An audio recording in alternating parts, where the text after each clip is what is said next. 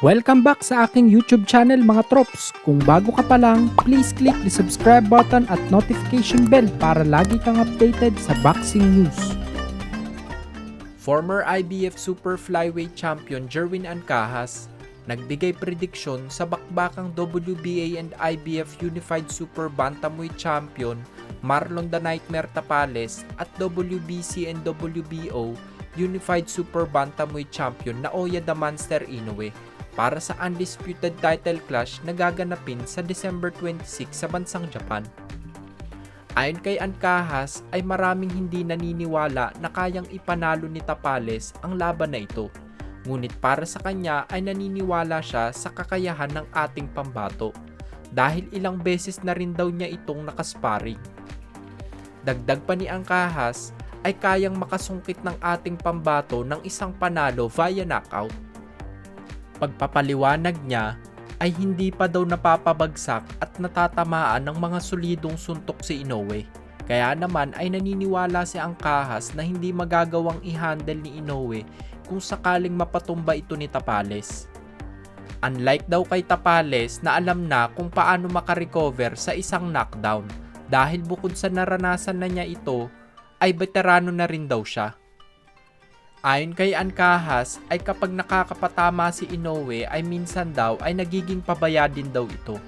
Makikita po natin ito mga trop sa huling laban niya kontra kay former WBO and WBC Unified Super Bantamweight Champion Stephen Fulton na bumababa talaga ang depensa ni Inoue kapag nakakapatama. Ito daw ang gustong-gusto ni Marlon na ginagawa ng mga kalaban niya. Na i-relate din ni Ancahas ang ganitong estilo ni Tapales sa kanilang sparring. Kahit napapatamaan na daw si Tapales ay talagang may lulusot at lulusot na solidong patama ito. Sa open workout press conference naman po ni Marlon Tapales ay ibinahagi nito na excited na siya sa paparating na laban nila ni Inoue sa December 26.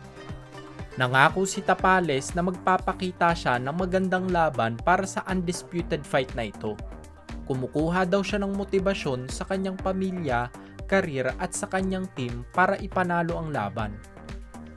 Pagdadagdag pa ng MP Promotions President Sean Gibbons ay ine-expect nila na mananalo si Tapales at magiging kauna-unahang Pilipinong undisputed champion na hindi rin nagawa ng ating 8th Division World Champion Manny Pacquiao.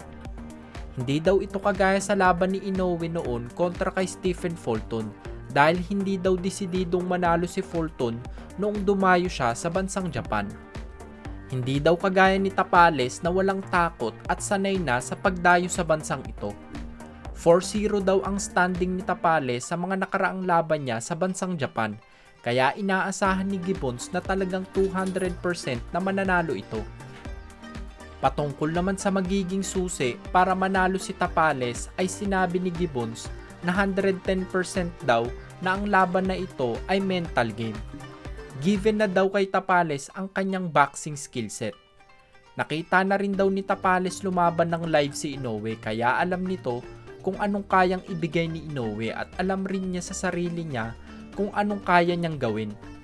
Kaya nasabi ni Gibbons na baka mas handa pa nga si Marlon mentally rather than physically at ito talaga ang susi para manalo sa isang monster ng Japan na si Naoya Inoue.